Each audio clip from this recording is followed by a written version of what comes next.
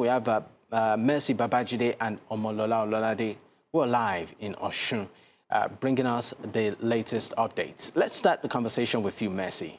From your standpoint, what is the atmosphere like? And is there anything new? Well, hello to you there, Dakwa, in the studio. A lot is happening. Well, since morning, at about 10 a.m., we actually followed the governor's convoy to Iwo.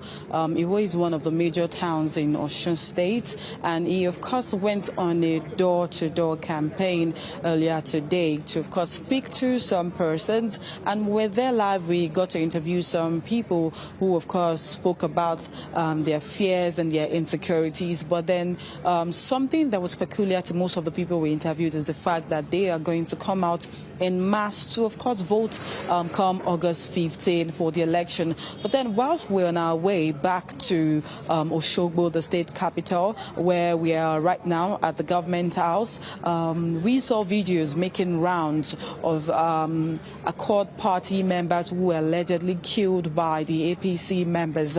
But of course, we are yet to confirm these stories, but we've seen videos making rounds. We could have interviewed a lot of persons because, of course, you can see around that there are lots of people. But then the Commissioner of Information is currently having a one-on-one with people which would, of course, span over till most likely past midnight. But then for people in Osogbo, you would just say that, yes, people are really brave because irrespective of whatever threat that we've heard, people are still insisting that they would come out to vote in mass. All right. Omolola, what's happening around you two, particularly as regards security? We know that there are recent developments. We saw, some viral video where some national leader of the Accord Party seemed to place his endorsement for the opposition in the state, the APC candidate, and security, concerns too. What is new? Yes, Dakwa, you'd agree with me that, the political climate is still tense just because it's a few days to the election. But there have been security presence, across the state to ensure that everyone is safe and, secure. And then, we're presently at the CBN office here in Osogbo, where the sensitive materials are going to be moved to their various registration area centers across the different local government areas. Earlier this morning, I did mention that, the materials were supposed to be moved in the morning because we have the sensitive materials already loaded in the vehicles, but, they were supposed to head to CBN to take the sensitive materials. But now there has been delay in that owing to several meetings, by the INEC officials themselves. And now they are right here at the CBN office to start moving the sensitive materials to their various local government. And with me is, one of the observers. His name is Bamidele Sonny. He's going to be shedding more light on the topic. Good evening, sir. Hello, good evening. Sir, let's talk about, the preparations from INEC, because this morning we said they were supposed to move the sensitive materials at around 7 a.m., 8 a.m. And then now it's, about 8 p.m. And, the sensitive materials are not even in the vehicles yet, let alone move. What signal is this sending about, INEC's preparation? Okay, to start with, my name is Babajide Salam. I chair the Media and Publicity Committee of the Accord. And I'm here as the party representative to observe the movement of sensitive election materials to the 30 local government in Osun State.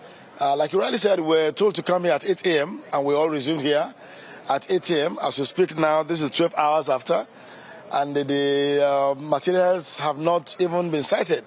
The usual practice is for party representatives, agents, and observers to look at the materials, inspect them to be sure they have not been tampered with, and to be sure that they are actually in the right serial numbering for the purpose of transparency. So if they have not started 12 hours after the time specified in their own timeline, it's certainly worrisome. It raises concern because when an exercise that is supposed to have been concluded in the broad daylight is started at night, we should be really concerned about security. We should be concerned also about the safety of personnel and the materials themselves. But we're here. We will hope that they will call us in the next, they said we should give them a couple of minutes, and we should go in and be able to look at the materials, ascertain them. All our agents are here, and they will ensure that the monitor the movement of these materials from the CBN to each of the local government INEC offices. So let's be very hopeful. Okay, sir, because yesterday I did ask, the INEC official if there won't be any delays, especially at the polling unit from for the ballot papers and all of that. But seeing what had just happened, 12 hours delay for the movement of sensitive materials, do you by any chance think that this will affect the voting, the materials getting to the polling unit on Saturday? Well, I think it may not affect it because, to be candid, usually this exercise happens a day to election. It already happens on Friday. That they are even doing it on Thursday, I should give them kudos for that. That is like starting early. And I don't think this should affect the arrival of the materials in the polling unit. If they get to the local government headquarters of INEC this night or latest by tomorrow morning, which is Friday morning, it will not be difficult from there to be able to get to the various wards and then from the wards to the units. So we do hope. But in all of this, we should just admonish INEC to please be up and doing in their games. They should, be very much committed, transparent, and also the security agencies to do their work very well to ensure that they prevent any incidents of hijack of materials, any incidents of diversion of materials by any unscrupulous driver or any official, whatsoever. As long as they do this, I'm very hopeful that the materials should get to the designated polling units, 3,763 of them, as early as possible on Saturday morning, so that voting can commence on time as scheduled in the INEC timeline.